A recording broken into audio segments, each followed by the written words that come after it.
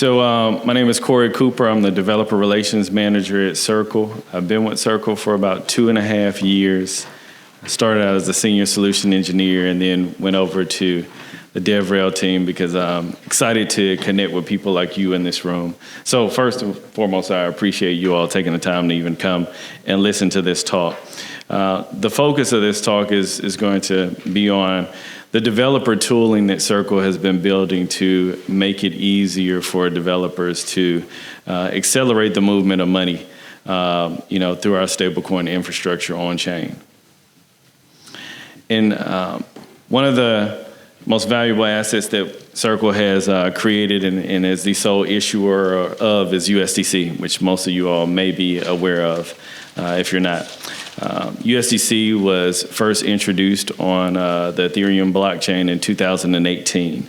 And so the vision was that money movement could be frictionless and you could have faster settlement times by leveraging public blockchains to move dollars across the internet. But there's a key component that we introduced to make sure that businesses and developers could trust our infrastructure to be something that they could use to build businesses off of, and that is being regulated. So we want to make sure that you all understand that we put regulation first, and we are a U.S. regulated stablecoin, and we are actively getting licenses in other jurisdictions to make it easier for developers to build these experiences all around the world. Obviously, we use the blockchain for efficiency of settlement and transfer of value. And so it gives us the ability to be able to do near instant settlement, lower the cost of settlement, but also make these transactions a little bit more programmable than traditional financial rails can offer. And so today I'll give you an overview of all the developer tooling that we offer, starting with our programmable wallet solution. And so programmable wallets is basically a wallets as a service infrastructure that developers can use to be able to build experiences where they can either offer custodial experiences for the end user or non-custodial experiences. And so if you need to, manage very robust wallet operations, you have the ability to use our APIs and SDKs to deploy wallets and store assets like USDC, our EURC stablecoin, as well as other digital assets in wallets that you can deploy and manage for end users. We also have a smart contract platform in our cross-chain transfer protocol, as well as at the bottom of this slide, our stablecoin infrastructure, which is USDC and EURC currently right now. So with our Web3 services business, it's built, on programmable wallets. And so, the idea is that developers want to integrate wallets within applications that they already have. These applications could be peer-to-peer payment apps where you want to create some sort of interoperability between stablecoin payment rails and traditional rails and give the end user the ability to do peer-to-peer transfers with stablecoins. And so we offer like flexible ownership models around the wallets. And so we have our user control wallets, which basically gives more sovereignty to the end user. They have a PIN code that gives them access to basically a golden key, we call, that is the key that kind of connects all the key shards in our MPC wallets together to be able to withdraw assets from that wallet. So if you're building an experience where that your end user wants to make sure they have complete control over those funds, our user control wallets is a good option because in order to withdraw assets from that wallet, the end user who only has the PIN code that's stored on their device is the only person who can actually initiate withdrawals from that wallet. And then we have our developer control wallets, and these are wallets that the developer who has access to the API keys can basically initiate transfers. And so more for like a truly Web 2 embeddable experience where you may want to abstract away a lot of the blockchain nomenclature from your end user and just create more of like a Cash App experience, but you want the stable coin to be the ledger system. So dev control wallets is like more of a use case for that model. We also, again, offer familiar development tools. So everybody's familiar with REST APIs, but we also have SDKs, which has become the standard in the space, to make it easy to interact with our Web3 services and perform these operations with our wallets. And so we currently have server-side SDKs, and then we have mobile SDKs. So the server-side SDK basically is a TypeScript SDK that a developer can use to build back-end operations that interact with our APIs to do things with our wallets. And then our mobile SDK is basically a front-end authentication component that you can add to your user control wallets for iOS and Android and also web, to create that experience where the end user can, one, create their PIN code, and two, once they create their PIN code, they can add security questions to it, as well as when they initiate a withdrawal, there is a modal that pops up where they enter in their PIN code. And that UI basically is a UI SDK that we offer. We are a multi-chain dev tool platform. Right now, our Web3 services is not up to parity as from a chain support status as USDC is, but we are getting there. But we actually believe in a multi-chain future, and so we want to support as many blockchains as possible for developers. And then, we also pride ourselves on security. And like I said before, we're using MPC security for these wallets. So we have various MPC nodes that split out the shards of the private key to protect basically the assets in the wallets that you deploy with our tooling. And then one thing that we make sure that we offer is gas abstraction functionality. We make it super easy for developers to create basically gasless onboarding experiences for their end users with our gas station component to our programmable wallet solution. And so, developers can spin up these paymasters really quickly that actually are tethered to the wallets that they deploy. And they can sponsor those transactions from just having a debit card on file in our console. So they don't have to go source, ETH or native tokens to basically, deploy into that smart contract, that paymaster. That is all abstracted away. And, you can spin up basically your smart contract account with our API. And by default, it has paymasters that can sponsor the gas fees for those wallets. Oops, okay. He did warn me, but I didn't know it would go out here too. I thought it would just be there. Okay. Let's see.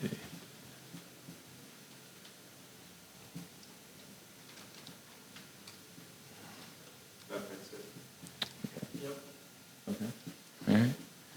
Thank you. Thanks. Okay. And so the last thing is, the simplified management. So what this is we have dashboards within our console that track the API logs, track the webhook notification logs, as well as all wallet transaction activity within your wallet operation. So it makes it really easy for you to really manage, wallets at scale and troubleshoot things really quickly if you are scaling your business or your project, or you have, multiple team members who need to kind of check on what's going on with the activity of transactions. So this is a diagram of basically, the wallet models, but also the infrastructure that powers it. So you have your dev control on the left side, user control on the right. And then we have these server-side SDKs. The user controls obviously comes with the client-side SDK. That's the mobile SDK that gives you the actual UI SDK for handling the PIN code authentication, security questions, and that nature of stuff. And then, at the bottom layer, we have basically the things that we offer from, an infrastructure perspective to make it easy for you to manage wallet operations, our policy engine, our console, and our gas station. And so the policy engine is something that basically, we just launched. It's called really Compliance Engine. And so it allows for you to, one, do transaction screening on wallets. So this is very beneficial if you're trying to build a product that is in compliant with certain regulation. And so you can actually, use this compliance engine to screen transactions to protect yourself against sanctioned wallets, and also just add more of a layer of security around the wallets that you are managing for your end users that abide by any regulatory bodies that you have to adhere to based on the jurisdiction. So it is very important, especially when you're building products with USDC and EURC. You want to make sure you understand the compliance part and that you can offer that as a technology component. And so what we do is we make it super easy for you to offer that by actually embedding that in the product. The next part of our stack is our smart contract platform. And so this makes it really easy for developers to basically interact with smart contracts, that the wallets that they deployed with our platform, they can easily call smart contracts to add more utility to those assets and do very complex things, automating, transactions, tokenization of assets, connecting to DeFi, all of those things that you can do with the smart contract platform. You can actually deploy your own smart contracts, or you can import existing contracts with the platform, and out of the box it becomes connected to the wallet infrastructure component of our platform. So really makes it easy for a developer to add smart contract logic to their web or mobile app. And so I actually talked about some of the things, but here are some of the bullet points of what you get with the smart contract platform. Really one thing that's really cool for developers is when you import a smart contract into our platform or deploy it, it basically scans that Solidity code, parses it out by all the ABI functions within the smart contract, and gives you code snippets in JavaScript and other languages of how to call those functions. So it's a really cool tool to make it easy for you to connect these smart contracts to a web application, because now you can connect it through an API, and you can easily kind of test out and simulate some of the actual functions within the smart contract as well. So it's a very, very cool tool that makes it easy for you to embed smart contract logic into applications. Now we're talking about the cross-chain transfer protocol. CCTP is a way for developers to call a smart contract set that we've deployed on chain to natively move USDC from one blockchain to another. How we do that is through a methodology we call burn and mint. So if you wanted to actually move liquidity from let's say you wanted to go from Ethereum to Base. Instead, you could just go straight USDC from Ethereum to USDC on Base by calling our CCTP smart contract set. And you would call, a function on the source chain and pass the amount of USDC that you want to send, the destination address, and then the chain ID that is the source chain ID, and then the destination chain ID, and you can burn that USDC out of the ecosystem on the source chain. You will be emitted a message from that smart contract. You can take that message hash, and then you can pass it to our attestation service, which is a API endpoint. It's publicly accessible. So this is permissionless. You don't need to sign up for anything. And then what it would do is it would give you basically keys to and signature to sign a minting function. on the destination chain to mint that USDC to the destination wallet. So currently, these are the routes that we support. These are bi-directional routes, by the way. So you can go 56, different routes.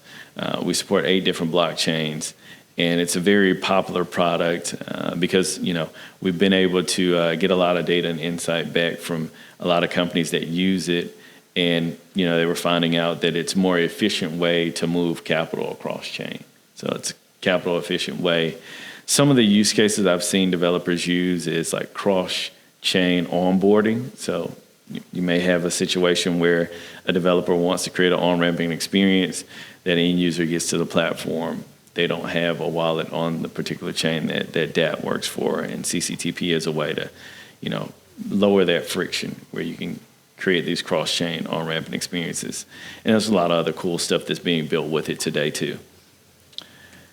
And so, what we want to see is, we want to see developers build some really cool stuff, and just wanted to inspire you all. Some of the use cases that we've seen so far, and these are not all of them, but the more popular are dollar access. So someone's creating an embeddable financial product where maybe they're trying to offer dollar-denominated accounts, and they can do that with USDC in programmable wallets. Cross-border payments is a big one. Talked to a few people, and some of them in the crowd, about cross-border payments. That's a huge use case in the B2B space with USDC. And then decentralized finance. People want to access some of these cool decentralized financial products that offer things that traditional financial products may not be able to offer, and they can build these things with USDC. And these are like a lot of novel financial products are being created today, which is very cool from the developer community. So here are some of the prize pools, just to let you all know if you haven't seen them. But we encourage you all to kind of build in these different lanes, for the actual hackathon.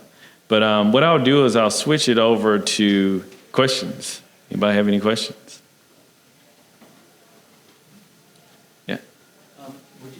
Maybe not now, maybe at a booth to actually demo creating the APIs for the smart contract. So I actually tried to do that. I couldn't get something generated to use. Is that something that I can do that. Just to repeat his question, he wanted to see a demo of the creating a smart contract from the... I just took an existing smart contract. I wanted to see the APIs that you guys, I guess you generate and host the APIs to make the function calls. Is that how it works? So we have an API that you can call to deploy or import the smart contract. So were you trying to deploy a new smart contract? No, I understood it as, and maybe I understood it wrong, you put a smart contract, but then if you want to have your app call it, you generate APIs that correspond to the calls. Yeah. What I can do is I can pull up right now. Let me pull up the console and show you if I have some imported. Can everybody see? Okay, I think I may have some contracts in here already imported. Yep, so I have a few. Imported the USDC on Sepolia. So here is the list of ABI functions, right? And then you can view the snippets of code, which show you the REST API endpoints.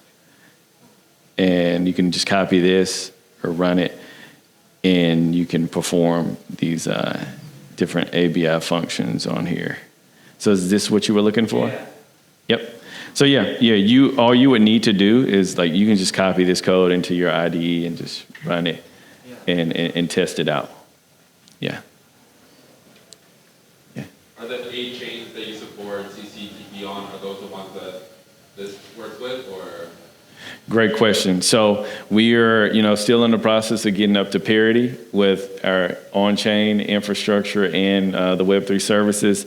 So currently, we don't support 8 chains with the Web3 services tooling. Right now, we support Avalanche, Ethereum, Arbitrum, Polygon, and so those are the 4 that we support, right? In Solana, I'm sorry. For Web3 services. So that support is for programmable wallets and smart contract platform. Yes. I didn't see in the thing, so I'm just curious maybe how many or maybe it was price. How does somebody on-ramp? Did your APIs or your platform allow someone to build something so that someone could connect and really easily on-ramp a customer, like if I'm building a mobile app onto USDC, or they have to have USDC, or how does that work? Great question. I'll repeat it. He wants to know if we offer any on-ramping functionality within our developer platform. So currently, right now, we're in beta with a tool called Circle Access. So that's a tool that you can sign up for the beta through our dev docs. And that handles kind of like on-ramping opportunities for end users. And then, we're actually working very hard to create basically, a bunch of integration points with different on and off ramp providers.